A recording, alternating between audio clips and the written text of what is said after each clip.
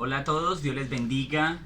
En esta mañana estamos felices nuevamente de compartir con ustedes esto que estamos aprendiendo, estos devocionales basados en el Evangelio según Juan. Y hoy queremos compartir algo muy importante que mi esposa y yo pudimos aprender del Espíritu Santo en lo que la palabra de Dios nos enseña. Y queremos hablar acerca de las señales. En el segundo video ustedes pudieron escuchar y ver que se habló acerca de unas señales, de 8 señales que identificaban a Jesús como el Mesías, como Dios hecho carne, como el Hijo de Dios, como el Salvador. Señales milagrosas. Y de hecho mencionamos 2 señales. Hoy vamos a entrar con la tercera hasta la séptima señal. Y para entrar en materia con el tema de una vez, quisiera que ustedes prestaran atención al capítulo 5 de Juan. Y aquí encontramos una de las señales muy importantes, y es Jesús sana al paralítico. En este caso era un hombre que tenía 38 años postrado en cama, no podía moverse, era un hombre enfermo, y Jesús de repente llegó y lo sana. Y eso también lo podemos encontrar o corroborar en el capítulo 5, específicamente en el versículo 5. Aquí encontramos en este versículo: y había allí un hombre que hacía 38 años que estaba enfermo. Luego, si saltas al versículo 8, Jesús le dijo: levántate, toma tu lecho y anda. Y al instante aquel hombre fue sanado y tomó su lecho y anduvo, y era el día de reposo aquel día. Entonces Jesús literalmente lo sanó una enfermedad que nadie había podido sanar, ¿sí? Eso es importante porque muestra el poder de Jesús para revertir la enfermedad. Pero también la cuarta señal es la alimentación de los 5,000, una de las señales muy famosas de las que la mayoría de las personas han escuchado, cómo Jesús alimentó a más de 5,000 personas. Se cree que son más de entre 7,000 a 8,000 debido a las mujeres, porque solo se cuentan hombres ahí.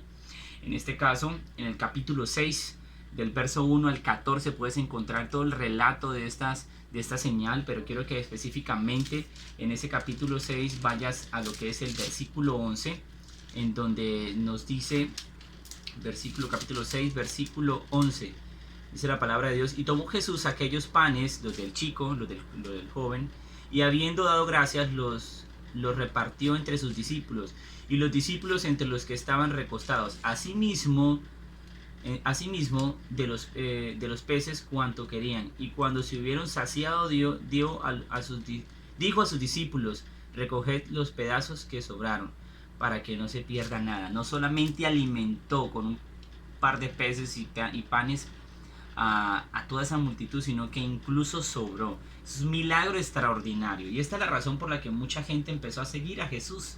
Y algunos textos dicen que creen, pero cuando tú haces un exégesis de la palabra creer aquí, te das cuenta que en realidad no era gente que estaba creyendo con fe salvadora, era gente que simplemente estaba siguiendo a alguien, que estaban creyendo en un profeta más que estaba supliendo sus necesidades. La quinta señal, en este caso, es la señal que Jesús camina sobre el mar. Sí, otra señal muy impactante. Aquí Juan solo se centra en no hablar en que Pedro camina con Jesús, sino que simplemente relata que Jesús camina sobre el agua.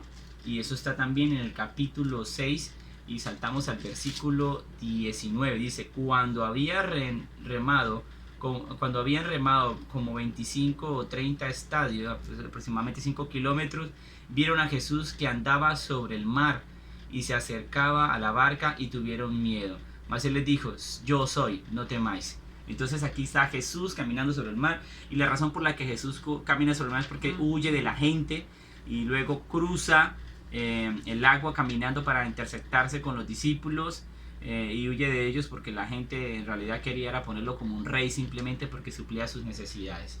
Entonces yo quiero que ustedes se den cuenta cómo estas señales, la tercera, cuarta y quinta señal, reafirman la divinidad de Jesús, y reafirman que Jesús literalmente estaba parando el hambre, la enfermedad y la muerte en Israel. En esa época la enfermedad tuvo que retroceder.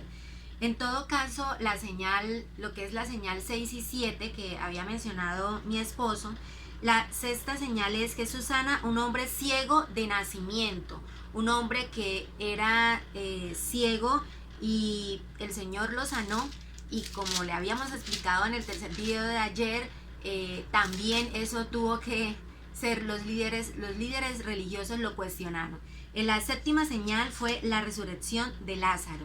Y bueno, este que fue un milagro bastante fuerte y de mucho conmoción en el pueblo, porque pues ahí ya se preocuparon los líderes, había gente que quería hacerlo rey, que quería ponerlo como líder de Israel, y pues eso no le convenía a Roma y mucho menos a los líderes propios israelitas, porque pues ellos ya tenían convenios y tenían ciertas amistades con ellos. Entonces, aunque eran líderes espirituales o más bien líderes de estudiosos de la palabra en Israel, realmente estaban interesados en otros temas. Yo quiero llamar la atención en estas dos señales porque para mí es hermoso cómo nuestro amado Jesús en estas señales, aunque está viviendo una oposición bastante fuerte y una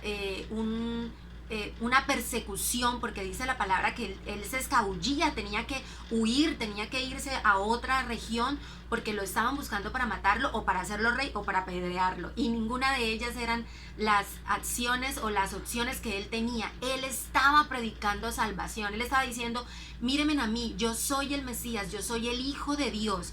Y me gusta porque entre el milagro, entre la señal sexta y séptima, Jesús en medio de esa tribulación, él dice: yo soy el buen pastor, yo soy el que doy la vida por las ovejas. Jesús no perdió el enfoque de ser el Mesías, el enfoque de ser el Salvador, y lo hizo por ti y lo hizo por mí. En esta mañana nosotros queremos que ustedes mediten, así como estamos meditando nosotros, en la pasión de Cristo, en lo que Él tuvo por demostrarse Dios. En el capítulo 11, cuando va a ser el milagro de Lázaro, dice: Padre, gracias, porque él dice: ¿no crees? Le dice a las hermanas de Lázaro: ¿no te dije que si crees verás la gloria de Dios? Entonces corrieron la piedra a un lado y Jesús miró al cielo y dijo: Padre, gracias por haberme oído. Tú siempre me oyes, pero lo dije en voz alta por el bien de toda esta gente que está aquí, para que crean que tú me enviaste.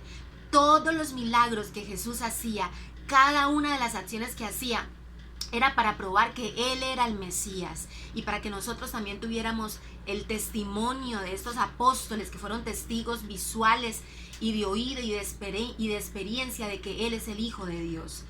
Mucha gente por estas señales siguieron a Jesús porque les daba alimento, porque los sanaba, porque los liberaba, porque les daba respuesta a una necesidad.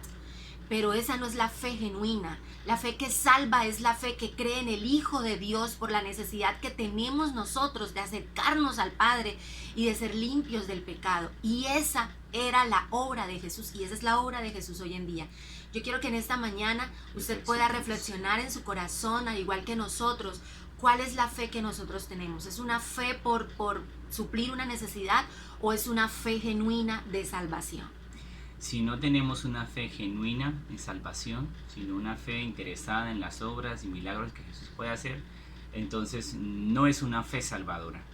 Y esto nos deja esta enseñanza en este devocional. Su corazón debe reflexionar frente a eso. ¿Has creído en Jesús con una fe genuina en salvación? ¿O simplemente has creído en Jesús porque tienes esperanza en que Jesús sane tu enfermedad, supla tus necesidades, resuelva tu problema económico? Porque eso no es una fe que lleva a salvación. Entonces hoy entregamos este devocional en sus manos, esperemos que sea bendición para sus corazones y sus vidas, y agradecemos por su atención. Dios les bendiga a todos ustedes. Bendiciones.